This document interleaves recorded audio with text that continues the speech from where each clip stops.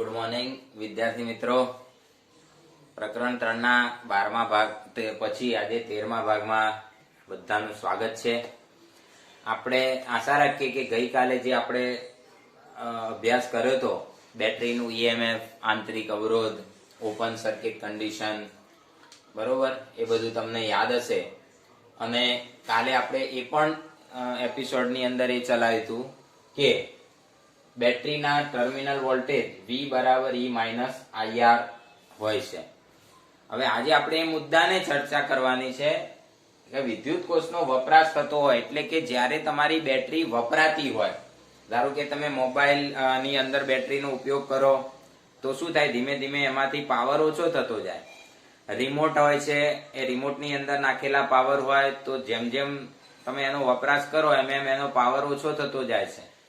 ઘડિયાળ, તમારી દિવાલ ઘડિયાળમાં પણ પાવર અમુક 6 મહિને 12 મહિને બદલવો પડતો હોય છે. તો એનું કારણ શું? તો એનો વપરાશ થાય છે. તો જ્યારે વપરાશ થાય છે ત્યારે ડિસ્ચાર્જ થાય છે એમ કહેવાય. અને ત્યારે તેમાંથી બેટરીમાંથી કેટલો પ્રવાહ વહેતો હોય અથવા પરિપથમાં કેટલો પ્રવાહ વહેતો હોય, તો એના માટે અહીંયા એક રજૂઆત આપણે મૂકેલી છે. ધારો કે બેટરીનું EMF E જેટલું છે અને આંતરિક અવરોધ R છે. ટર્મિનલ વોલ્ટેજ V જેટલા છે. આ બેટરીના ધન અને ઋણ છેડા વચ્ચે બાહ્ય અવરોધ R જોડી દઈએ ત્યારે યાદ રાખજો મિત્રો, બાહ્ય અવરોધ R ન જોડ્યો હોય તો પ્રવાહનું વહન થશે નહીં. એને આપણે ઓપન સર્કિટ કન્ડિશન કહીશું. પણ આપણે અહીંયા પ્રવાહ મેળવવો જ છે માટે આપણે ઓપન સર્કિટ કન્ડિશન નથી રાખવાની, એટલે બાહ્ય અવરોધ R જોડવામાં આવે છે. જ્યારે તમે બાહ્ય અવરોધ R જોડો છો ત્યારે I પ્રવાહનું વહન થશે. જો આ નહીં જોડો તો પ્રવાહનું વહન નહીં થાય. એટલે કે બાહ્ય અવરોધ જોડવાથી જ બેટરી ડિસ્ચાર્જ થાય છે એમ કહેવાય. આ વખતે આપણે વિચારવાનું કે ટર્મિનલ વોલ્ટેજ કેટલા હોય, તો ગયા પીરિયડમાં આપણે જોયું હતું V બરાબર E માઇનસ IR. અહીંયા યાદ રાખવાનું કે બેટરીની અંદર રહેલી રાસાયણિક ઉર્જા EMF એ ટર્મિનલ વોલ્ટેજ કરતા હંમેશા વધારે હોય છે. જો બાહ્ય અવરોધ R હોય તો બાહ્ય અવરોધ R ની અંદરથી I પ્રવાહ વહેતો હોય તો ઓહમનો નિયમ લાગુ કરીએ તો V બરાબર IR એવું લખી શકાય. હવે આ જે સ્ટેટમેન્ટ છે એમાં તમે V ની જગ્યાએ IR લખો તો IR બરાબર E minus small I into small r. Minus IR ને આ બાજુ લાવો એટલે પ્લસ થઈ જશે. બંનેમાંથી I કોમન કાઢશો એટલે R પ્લસ R કૌંસની અંદર બનશે. આ R પ્લસ R અવરોધ છે, કુલ અવરોધ કહેવાય, પરિપથનો કુલ અવરોધ. એને તમે સામે છેદમાં લઈ લો એટલે I બરાબર EMF ભાગ્યા પરિપથનો કુલ અવરોધ. એને કહેવાય છે ડિસ્ચાર્જ પ્રવાહ. તો ડિસ્ચાર્જ થાય ત્યારે પ્રવાહનું સૂત્ર આપણને આ પ્રમાણે પ્રાપ્ત થશે, જેમાં ઉપર વોલ્ટેજ અને નીચે અવરોધ છે. આ EMF એ બેટરીની રાસાયણિક ઉર્જા છે. જ્યાં સુધી આ રાસાયણિક ઉર્જા પ્રાપ્ત થશે ત્યાં સુધી આ પ્રવાહનું વહન ચાલુ રહેશે. પણ જેવું આ E નું મૂલ્ય ઘટીને શૂન્ય થઈ જશે એટલે આ પ્રવાહ પણ શૂન્ય થઈ જશે. એટલે એ પાવર અથવા એ બેટરી તમારે ફેંકી દેવી પડે, ડિસ્કાર્ડ ફેંકી દેવી પડે એવું આપણે કહી શકીએ. તો આ પ્રમાણે આપણે બેટરીનું સમજી શકીએ. હવે આપણે આગળ બીજો એક મુદ્દો સમજવો છે કે ગૌણ કોષ જે છે, ગૌણ કોષ કોને કહેવાય? તો જે બેટરીની અંદર રહેલા રસાયણો એવા પ્રકારના હોય કે પ્રક્રિયાને ઉલટાવી પણ શકાય, પ્રક્રિયાને ઉલટાવીને એને ચાર્જ પણ કરી શકાય. તો જે વિદ્યુત કોષને પુનઃ ચાર્જ કરી શકાય, એક વખત વપરાઈ ગયા પછી ફરીથી એની અંદર રાસાયણિક ઉર્જા સ્ટોર કરી શકાય. એટલે કે ડિસ્ચાર્જ પ્રક્રિયામાં જે પ્રક્રિયા થતી હોય એને ઉલટાવી દેવામાં આવે તો એને ચાર્જ કરી શકાય છે એમ કહેવાય. તો તમે મોબાઈલ, તમે જાણો છો કે મોબાઈલ વાપરો એટલે એની બેટરી શું થઈ જાય છે? ડિસ્ચાર્જ થઈ જાય છે. પણ પછી તમે એને ચાર્જર પિન સાથે ભરાઈને મૂકી રાખો છો થોડી વાર, કલાક, અડધો કલાક, એટલે ફરીથી એમાં પાવર સ્ટોર થાય છે. તો આ પ્રકારની બેટરીને ગૌણ વિદ્યુત કોષ અથવા તો રિચાર્જેબલ બેટરી આપણે કહીશું, સેકન્ડરી સેલ કહેવાય. તો જે બેટરીને રિચાર્જ કરી શકાય એને આપણે સેકન્ડરી સેલ કહીશું. અને આવી બેટરીનો ઉપયોગ વ્યવહારમાં વધુ ફાયદાકારક નીવડતો હોય છે, કારણ કે એનાથી આપણો ખર્ચો બચી જતો હોય છે. બરોબર, ધારો કે ઘડિયાળનો પાવર જો હોય 10 રૂપિયાનો એક આવે અને એ ધારો કે આપણે રિમોટમાં કે એમાં વાપરીએ, રમકડા નાના છોકરાના હોય તો તમે જાણો છો કે એમાં જલ્દી ખાલી થઈ જાય. તો મોંઘું પડે, પણ જો રિચાર્જેબલ પાવર લાવી દીધા હોય તો આપણે વારંવાર ચાર્જ કરીને રમકડાને લાંબા સમય સુધી ચલાવી શકીએ છીએ. તો આ પ્રમાણે ગૌણ કોષ પણ આવતા હોય છે. તો આપણે હવે આના પછી આ મુદ્દો જોયો, એની અંદર આપણે ડિસ્ચાર્જ પ્રક્રિયા જોઈ છે, પણ હવે આપણે સેકન્ડરી સેલ લઈએ એની ચાર્જિંગ પ્રક્રિયા કઈ રીતે થાય છે એ સમજવાનો પ્રયત્ન કરશું. એકવાર નજર મારી લેજો.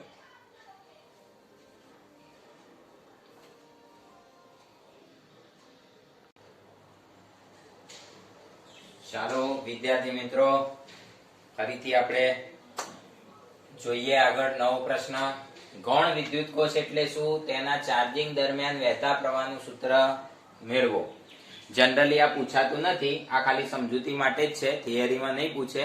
પણ તમને આ સમજણ હોય તો તમને પરીક્ષામાં MCQ માં પૂછે ચાર્જિંગ પ્રવાહનું સૂત્ર શોધો, તો તમને એ વખતે ખ્યાલ આવે. એટલા માટે આપણે આ મુદ્દો અત્યારે સમજાવીએ છીએ. MCQ માટે જ આપણે ખાસ આને સમજવાનો પ્રયત્ન કરશું. તો જો પહેલા તો ગૌણ વિદ્યુત કોષ કોને કહેવાય મિત્રો? તો આપણે તમને હમણાં જ વાત કરી હતી એમ કે જે વિદ્યુત કોષમાં રહેલા વિદ્યુત દ્રાવણની પ્રક્રિયાઓ ઉલટાવી શકાય, બરોબર? ડિસ્ચાર્જ થતી હોય એ દરમિયાન જે પ્રક્રિયા થતી હોય એની બદલે પ્રક્રિયાને ઉલટાવી શકાય અને તેમાં ઉર્જા જમા કરી શકાય, આવા વિદ્યુત કોષને ગૌણ વિદ્યુત કોષ કહેવાય છે. આપણે વ્યવહારની અંદર લેડ સંગ્રાહક કોષ, બરોબર, અને લિથિયમ આયરન બેટરી, બરોબર, નિકલ કેડમિયમ પણ આવે છે એવું NiCd, નિકલ કેડમિયમ સેલ, એ પણ આવો જ સેકન્ડરી સેલ કહેવાય છે. તમારા મોબાઈલની અંદર એ લિથિયમ આયરન નો ઉપયોગ કરે છે કાં તો NiCd. આ મોંઘું હોય છે ને આ થોડું સસ્તું હોય છે, એટલે આ પ્રકારના સંગ્રાહક સેલ આપણે વ્યવહારમાં વાપરતા હોઈએ છીએ. ગૌણ વિદ્યુત કોષને ચાર્જ કરવા માટે શું કરવાનું ભાઈ? તો એના બે છેડા વચ્ચે ઊંચા વોલ્ટેજ વાળું પ્રાપ્તિ સ્થાન જોડવું પડે. ચાર્જિંગ કરવી હોય તો આપણે એની અંદર પાવર મોકલવાનો છે, એટલે ટર્મિનલ વોલ્ટેજ હંમેશા કેવા રાખવા પડે? ઊંચા. તો ટર્મિનલ વોલ્ટેજ V એ EMF કરતા વધુ રાખવામાં આવે છે. તો આમ V ગ્રેટર ધેન E. જો યાદ રાખજો મિત્રો, ડિસ્ચાર્જ થતો હોય જ્યારે સેલ, ત્યારે ડિસ્ચાર્જ થતો હોય ત્યારે E ગ્રેટર ધેન V હોય, EMF વધારે હોય. પણ ચાર્જ થતો હોય ત્યારે V વધારે હોય, એટલે કે ઇનપુટ વધારે છે EMF કરતા. અને આંતરિક અવરોધ R હોય, લખ્યું છે કે ચાર્જ થતો હોય ત્યારે પ્રવાહ I અને આંતરિક અવરોધ R હોય તો V બરાબર E પ્લસ IR. અહીંયા ધ્યાન રાખજો મિત્રો, અહીંયા પ્લસ લખેલું છે, એનો મતલબ શું થયો? પ્રક્રિયા ઉલટાઈ દીધી છે તમે. તો જે પ્રક્રિયા ડિસ્ચાર્જ થતી હતી એમાં માઇનસ આવતું હતું, આપણે પ્રક્રિયા ઉલટાઈ દીધી એટલે પ્લસ થાય. હવે આ પ્લસ IR ને હું પેલી બાજુ લઈ જાઉં તો E બરાબર V માઇનસ IR એવું લખાય. અને ઓહમનો નિયમ વાપરવો હોય, ધારો કે બાહ્ય અવરોધ R માંથી પ્રવાહ વહેતો હોય, તમે જે ઇન્સ્ટ્રુમેન્ટ જોડ્યું છે ચાર્જર, તો એ ચાર્જર ને કઈક અવરોધ તો હોય જ, એટલે તમે ચાર્જ કરો છો ત્યારે ચાર્જર ગરમ થતું હશે, તમે માર્ક કરજો. તો એ બાહ્ય અવરોધ કહેવાય, ચાર્જર ની અંદર રહેલો અવરોધ. તો V બરાબર IR મૂકી શકાય. તો IR મૂકો તો IR minus I into small r, આ બંને માંથી I સામાન્ય કાઢીએ એટલે I બરાબર R માઇનસ R થશે. જો આગળની જે આપણે પ્રશ્ન જોયો તો એમાં અહીંયા પ્લસ હતું, અહીંયા માઇનસ છે મિત્રો. તો E બરાબર E કૌંસમાં R માઇનસ R, I ને કરતા બનાવશું એટલે E છેદમાં R માઇનસ R થશે. આ સૂત્રને ચાર્જિંગ પ્રવાહનું સૂત્ર કહે છે. તો ચાર્જિંગ પ્રવાહના સૂત્રમાં શું હોય? છેદમાં બાદબાકી હોય. અને ડિસ્ચાર્જ પ્રવાહનું સૂત્ર હોય, આટલું જ યાદ રાખવાનું છે. ડિસ્ચાર્જ થતું હોય જ્યારે, ડિસ્ચાર્જ પ્રવાહ કમ્પેરેટિવલી યાદ રહેવું જ જોઈએ. તો ડિસ્ચાર્જ પ્રવાહમાં પણ આવું જ છે, E ના છેદમાં R પ્લસ R. તો જ્યારે ડિસ્ચાર્જ થતું હોય ત્યારે અવરોધ વધી જતો હોય છે, છેદમાં અવરોધમાં સરવાળો થાય. યાદ રાખો, ડિસ્ચાર્જ પ્રવાહ હોય ત્યારે છેદમાં સરવાળો અને ચાર્જિંગ પ્રવાહ હોય ત્યારે છેદમાં અવરોધની બાદબાકી. તો આ પ્રમાણે આપણે ગૌણ વિદ્યુત કોષ સમજી શકીએ. તો એકવાર તમે આને નજર મારી લો. આપણે હવે વિદ્યુત કોષના જોડાણની વાત આપણે આજે કરીશું. એટલે આજના આપણા બધા મુદ્દાની અંદર વિદ્યુત કોષની બધી વાતો અહીંયા પૂરી કરીશું. ત્યાર પછી આગળના પીરિયડની અંદર બીજા મુદ્દા જોઈશું. તો એકવાર નજર મારી લેજો મિત્રો.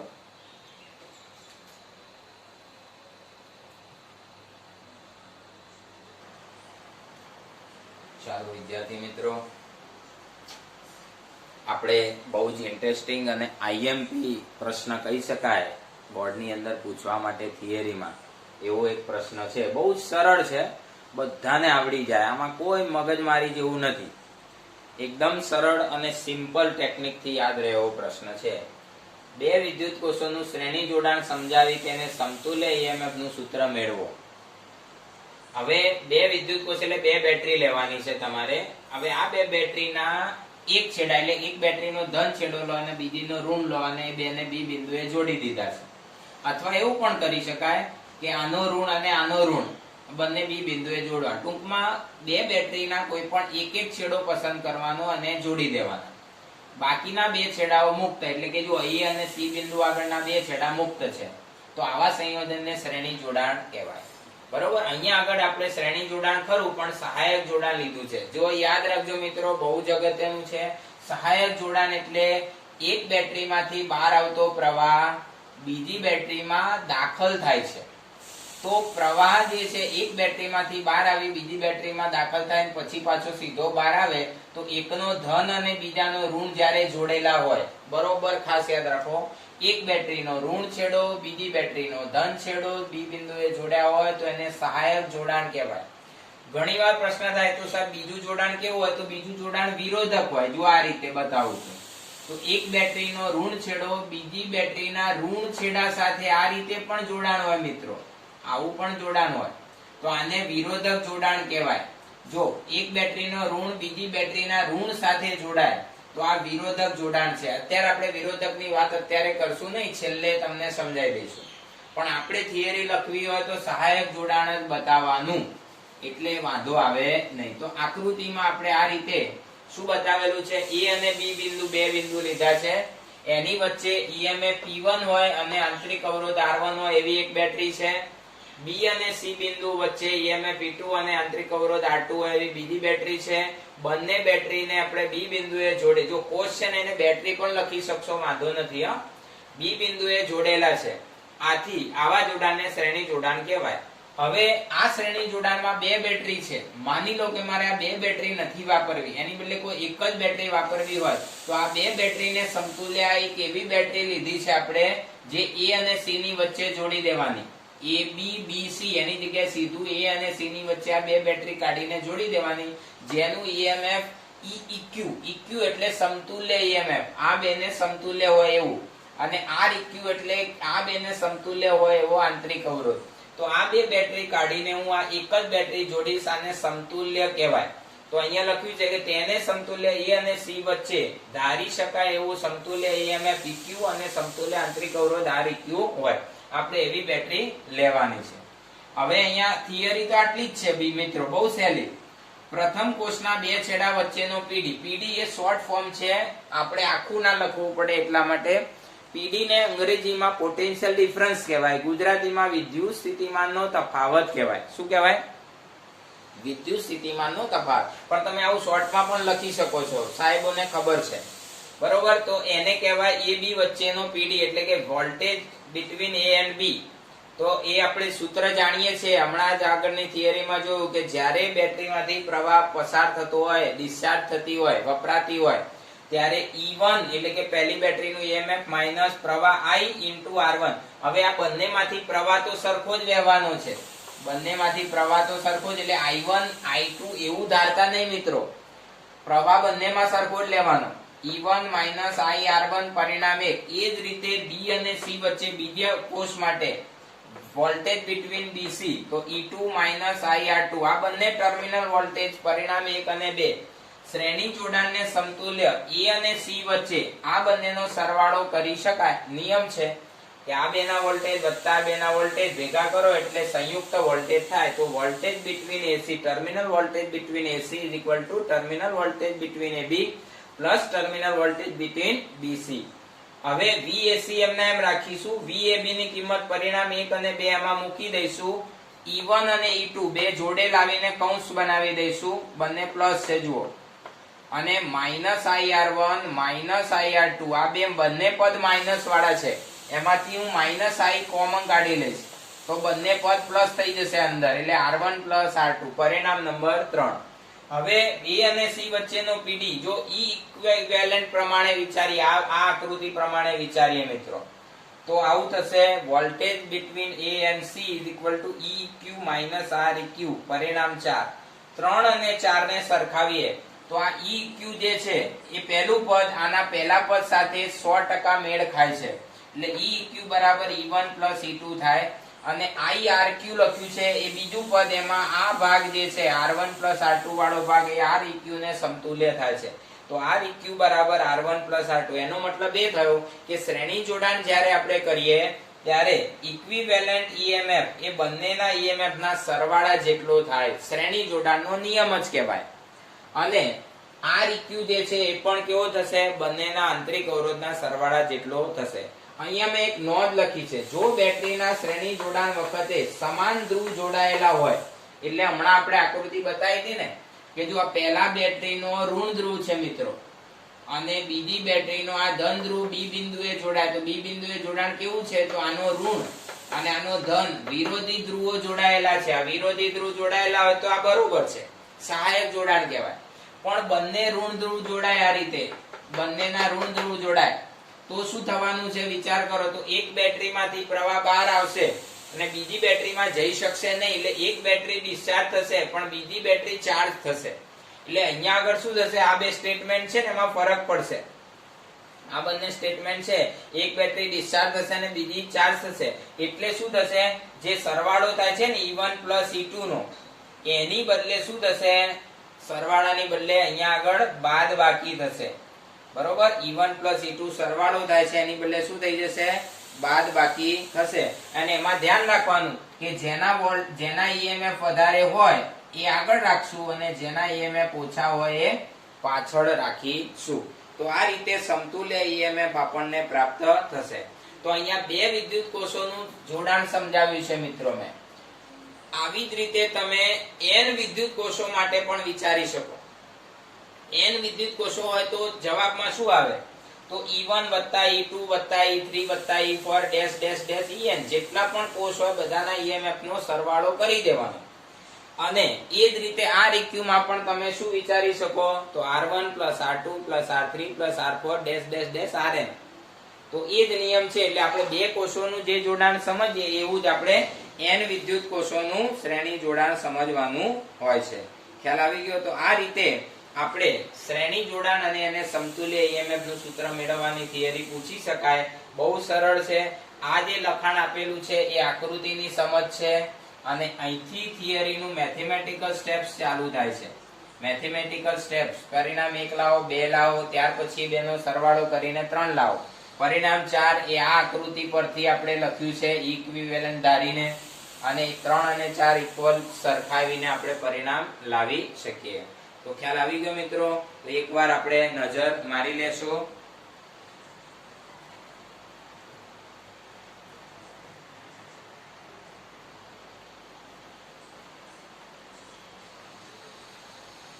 વિદ્યાર્થી મિત્રો, હવે આપણે જોઈશું બે વિદ્યુત કોષોનું સમાંતર જોડાણ. તો બે વિદ્યુત કોષોનું સમાંતર જોડાણ સમજાવી અને સમતુલ્ય. આ પણ પ્રશ્ન ખૂબ IMP છે, થોડો મોટો છે, 3 માર્કમાં પૂછી શકે.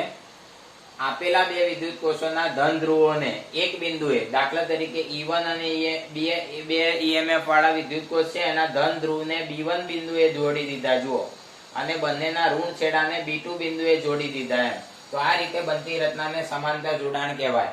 આકૃતિમાં E1 EMF વાળા અને R1 આંતરિક અવરોધ વાળા કોષને E2 EMF અને R2 આંતરિક અવરોધ વાળા કોષ સાથે પરસ્પર સમાંતર જોડવામાં આવેલા છે. બંને કોષના ધન ધ્રુવ અહીં જુઓ બધા, આ બંનેના ધન ધ્રુવ B1 બિંદુએ અને બંને કોષના ઋણ ધ્રુવ B2 બિંદુએ જોડેલા છે.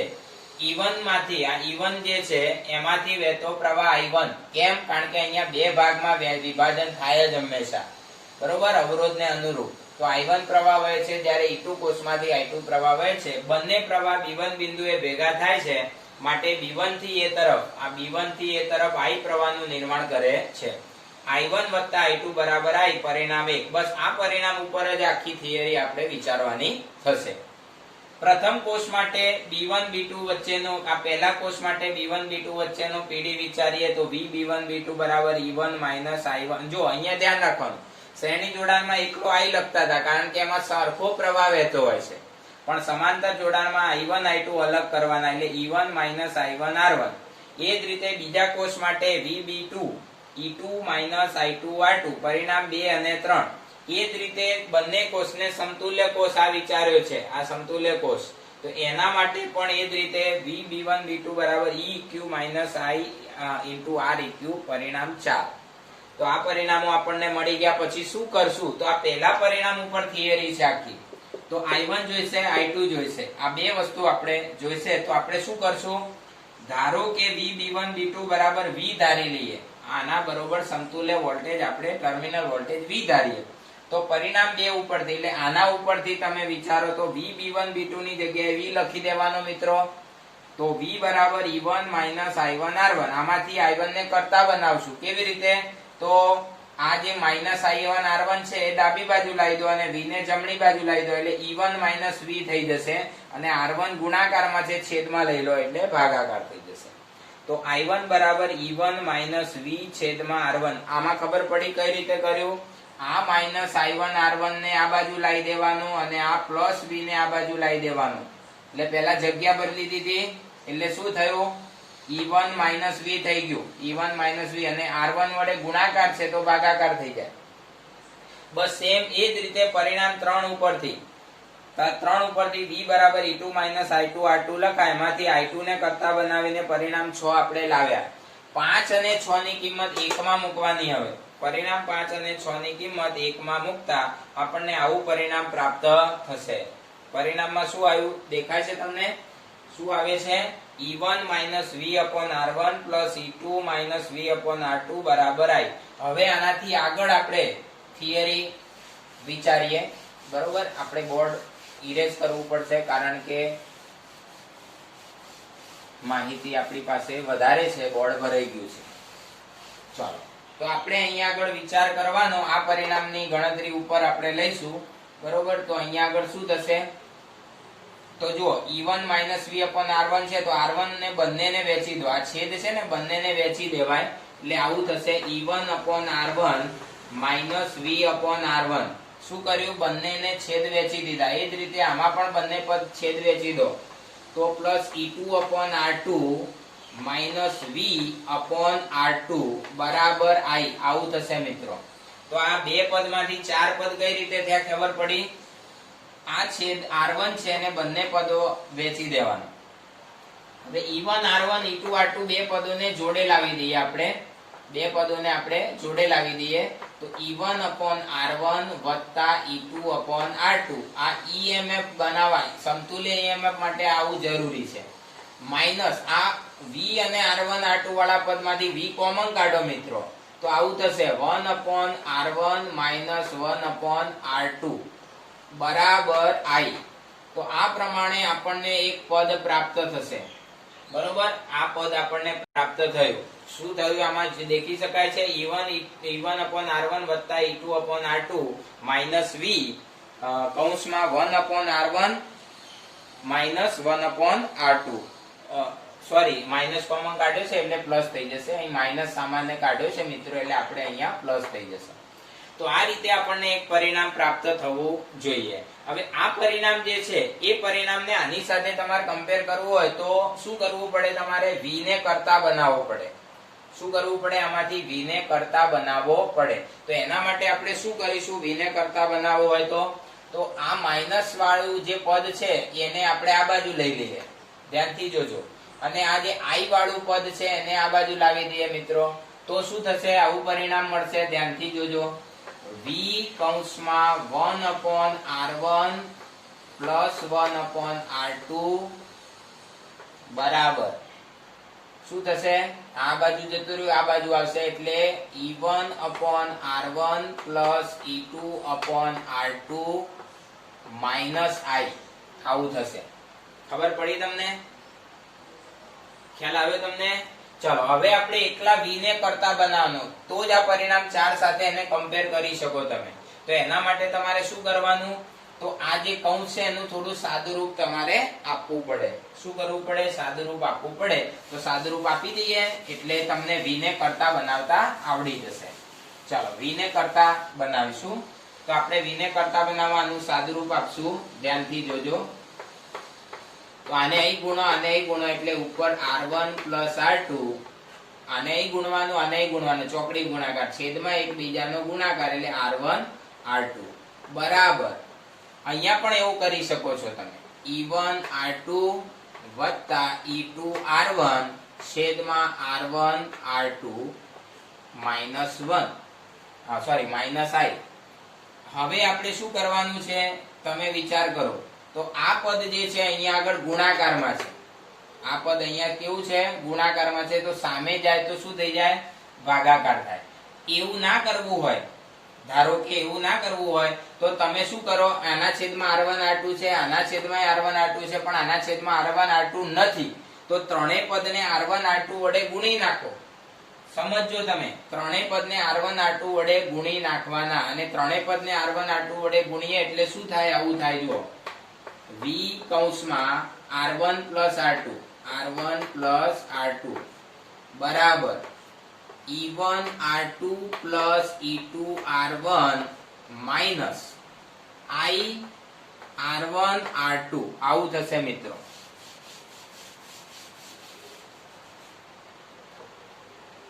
શું કર્યું, ત્રણેય પદને r1 r2 વડે ગુણી નાખ્યા બરોબર.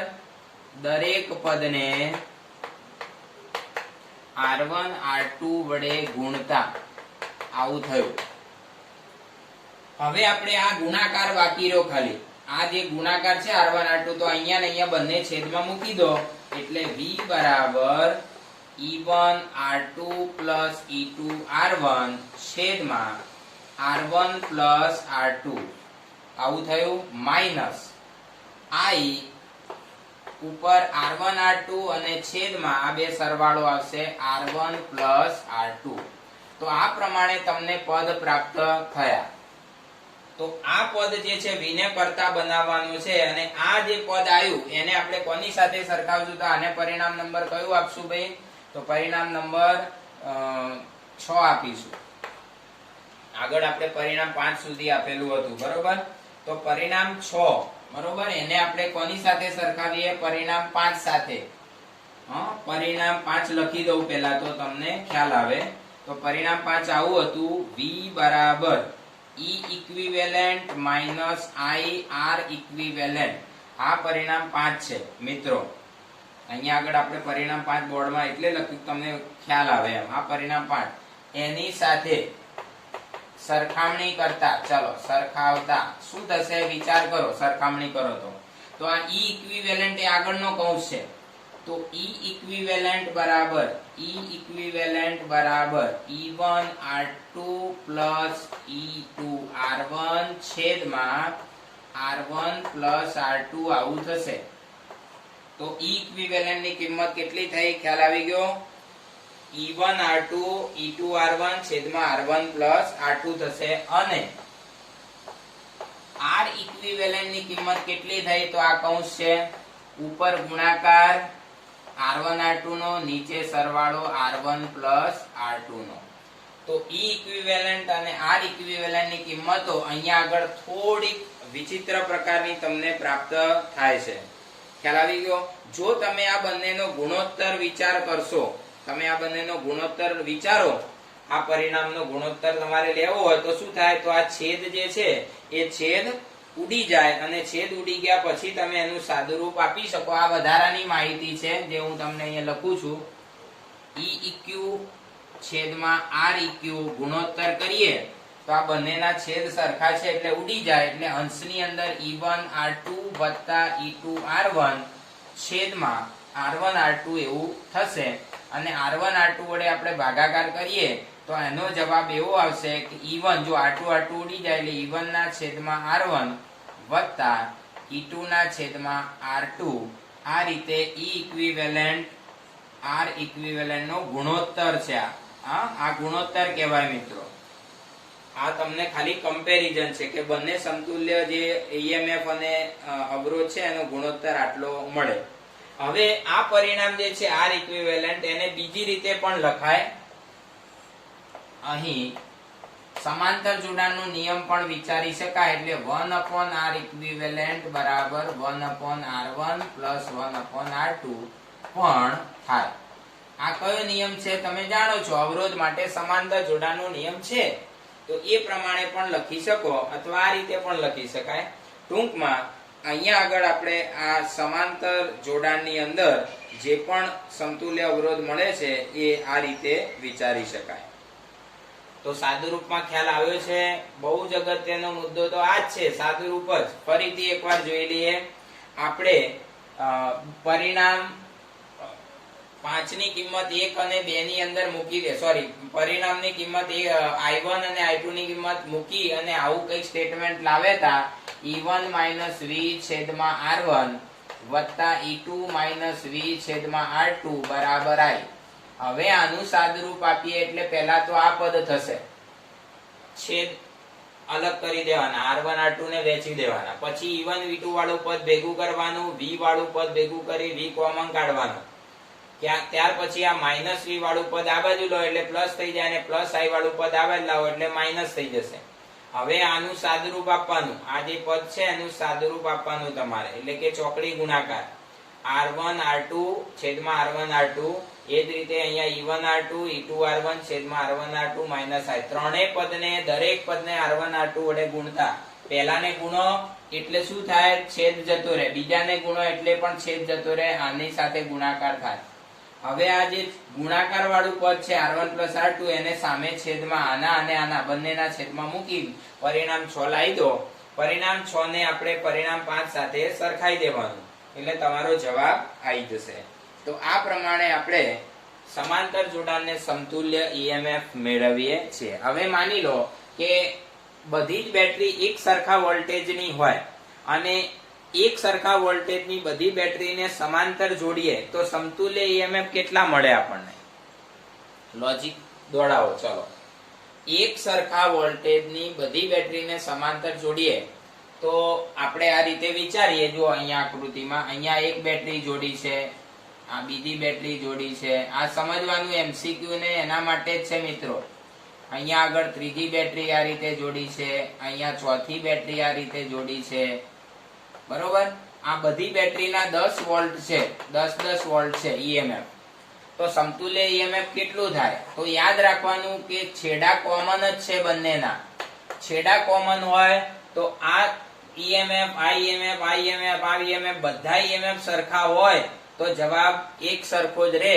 એટલે આ બધા ચારે ચાર બેટરીના જોડાણમાં 10 વોલ્ટ જ જવાબ આવે.